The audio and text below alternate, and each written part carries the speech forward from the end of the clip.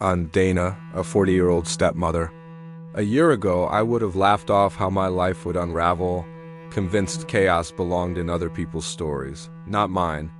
Yet that summer quietly crept in and shifted everything I thought I understood about love, loyalty, and myself. My husband Lorenzo, a highly driven CEO, built a life of comfort for us, filled with stability and security, but at the cost of his presence. He was always absorbed in work, attention glued to his phone or laptop screen. Long stretches of silence between us slowly replaced the warmth we once shared. I tried to be grateful, reminding myself he worked so hard for us, but appreciation couldn't fill the emptiness.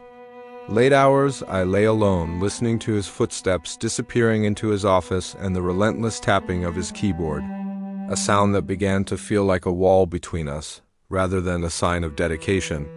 I missed the small things, the way he used to hold me, the way he looked at me like I mattered. Over time, that absence turned into a quiet longing I didn't know how to express, let alone fix. Then Tony came back home. My stepson, now 23, no longer the boy I had once known. A grown man with a confidence and presence that caught me off guard. He was polite, kind, with a calm charm. Though I tried to ignore it, an unspoken tension seemed to build in the spaces we shared. I found myself noticing him more than I should, stealing glances I immediately regretted. My heartbeat quickened during the briefest moments of eye contact. I told myself to stop, to remember who I was. But those thoughts would return even stronger, fueled by the loneliness I had been trying so hard to bury. One evening, after yet another day of waiting for Lorenzo, I gave up on dinner and the effort I had made. Retreating to the bedroom to change, standing in front of the mirror as I slowly unzipped my dress, staring at my reflection and wondering when I had started to feel invisible in my own life. That's when I heard the door open. Tony had come back earlier than expected. Before I could react, we were both caught in an awkward moment neither of us had time to prepare for. He immediately turned away, apologizing, but the brief glance we shared lingered longer than it should have, charged with something neither of us could name out loud. I tried to brush it off, laughing nervously, insisting it was nothing, yet the air between us had already shifted, becoming heavier, more complicated. He hesitated, unsure whether to leave, and I should have let him go, should have created distance. But instead I told him it was fine, that he could stay, and we began talking, really talking, in a way I hadn't done with anyone in a long time. I admitted how lonely I had been feeling, how disconnected my marriage had become, and he listened without judgment, his understanding drawing me in further. What started as a conversation slowly turned into something deeper, an emotional closeness that blurred the lines.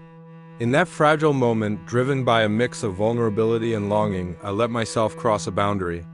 The reality of it didn't fully sink in until it was too late, until the sound of the front door snapped us back, panic rushing in as we scrambled to compose ourselves, pretending nothing had happened. While my heart pounded with a mix of guilt and confusion, Lorenzo walked in, unaware, speaking casually. I forced myself to respond, though my mind was racing, unable to process what I had just done. In the days that followed, I couldn't escape the memory, replaying it over and over, caught between regret and the strange pull I didn't understand. Despite knowing better, I found myself slipping again. When Tony and I were alone, unable to fully resist the emotional connection that had formed between us. But secrets have a way of surfacing, and ours did sooner than I expected. One night, Lorenzo came home unexpectedly and walked into a truth that shattered everything. The look on his face shifted from confusion to anger in seconds, a kind of anger I had never seen before. In that moment, the weight of what I had done came crashing down on me all at once. There were no explanations that could undo it, no words that could repair the damage. His reaction was immediate. He told us both to leave, his voice filled with a hurt that cut deeper. I packed what I could, my hands shaking, my mind still struggling to accept how quickly my life had fallen apart. I left that house not knowing where I truly belonged anymore. For a brief moment, I thought Tony and I might face it together, but reality set in quickly. He chose to go his own way, returning to his mother, leaving me alone with the consequences of choices. I ended up staying with my friend Jenny, trying to rebuild some sense of normalcy. But the quiet moments now feel different, heavier, filled with reflection rather than longing. I think about everything I lost, the stability, the trust, the life I once had, and I can't deny that it all came down to a moment where I let my emotions override my judgment. There's no easy way to move forward from something like this, no simple way to forgive yourself. But every day I try to take a step, however small, toward understanding who I am now and how I can rebuild. Knowing that while I can't change the past, I have to find a way to live with it.